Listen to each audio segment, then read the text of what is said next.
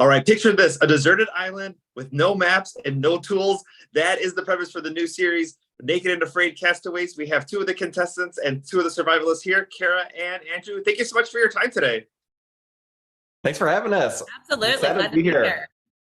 Andrew, you described yourself at the beginning as the gay Robinson Crusoe. I mean, my money's on you. Yeah. I mean, I'm one of those kids that grew up reading these stories. I was always such an imagination kid. I love Robinson Crusoe, Lord of the Flies, Swiss Family Robinson.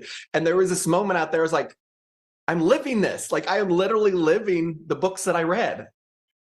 At what point, at the beginning, because there's three different teams and everyone's coming into the island at a different part, did you know, hey, we're all nine of us are here, we're all going to go into separate parts? Or did you only think three people were part of your series, or who knows, what kind of twists were going to happen after that? Yeah, I don't think we totally knew exactly what was going on. A lot of this was element of surprise. And we really didn't know who we were going to be out there with at all until we got on that boat. And that was kind of like, okay, who are these people? What do I know about them? Am I going to like them? Am I going to want to kill them? Like, we had no idea what to expect.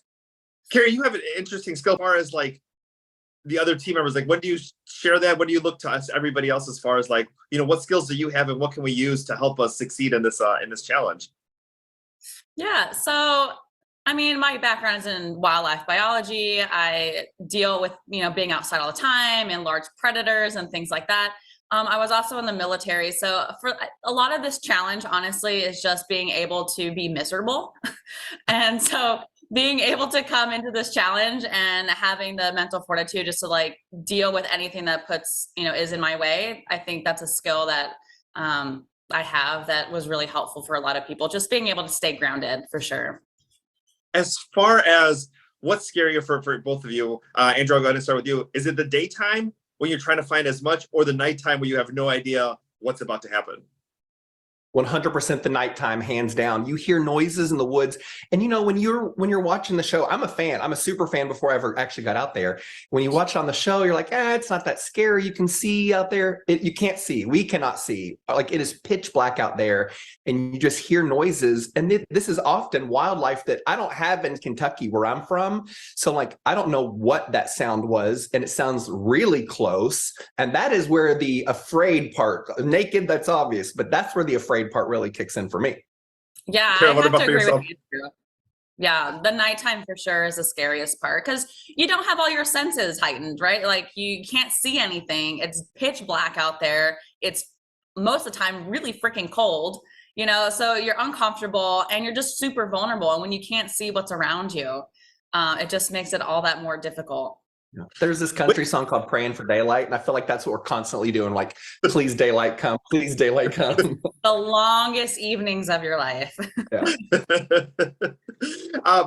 Andrew, you're an author. Was there ever a point where you were like maybe trying to take your mind off the mosquito bites or the animals or the next challenge that you're like, this could be the premise of a new book, or I'm getting a new idea while I'm out here?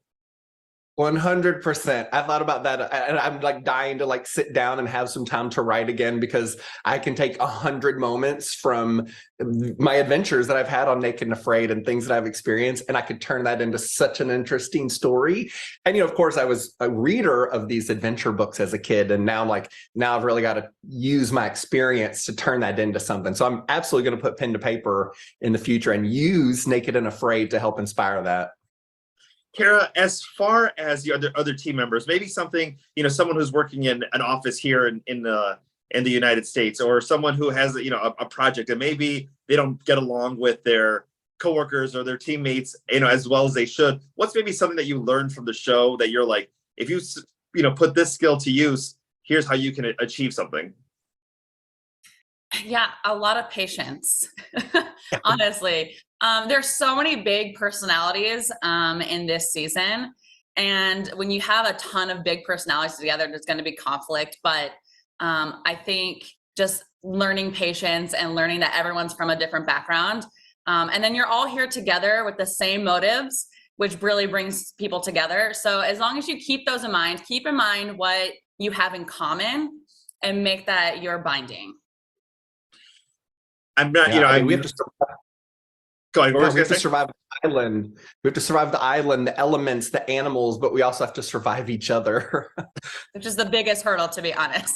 And I'm sure maybe in your friend group or in your circle that if there is a situation that comes up, similar to this, that people put you in charge because they're like, you're the survivalist, you lead us. But when there's two other big personalities who are also that same way, I can just imagine the tension that could arise because everyone is trying to lead. Everyone's a chief. Everyone's a chief. Yeah. It's true. We are animals by nature, and a lot of alphas come to do this challenge, and so sometimes it is like trying to figuring out group dynamics in like a gorilla family, like who's in charge, who's beating their chest the loudest, who's giving the orders, and who's taking them. That's a hard thing to figure out. And the final thing here for both of you, we see you swimming, we see you on land, we get to see some of the shots of the mosquitoes, the animals, the things that are living in the sea. Was there ever a point that you're like, okay, sea I can handle, land animals I'm a little bit more afraid of, or land animals, but get me out of the water ASAP?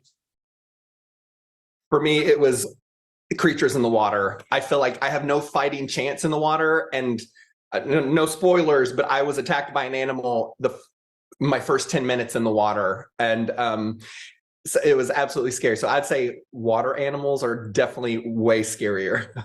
I would have to agree. Water animals are way scarier. You can't see what's beneath you. And like, you've got really weird creatures in the water that you don't see all the time. And it's just one of those things. Like, you can't see at nighttime. You can't see what's under you in the water. Those are the two scariest things. Mm-hmm. Awesome. Yeah. I will say what I love about the trailer is it doesn't show much.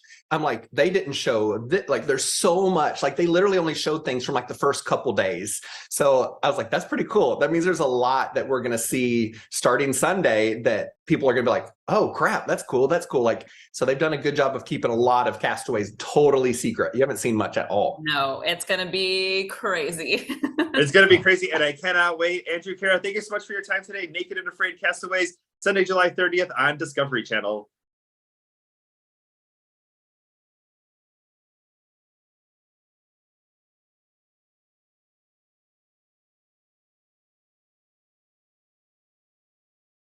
I mean, my money's on you.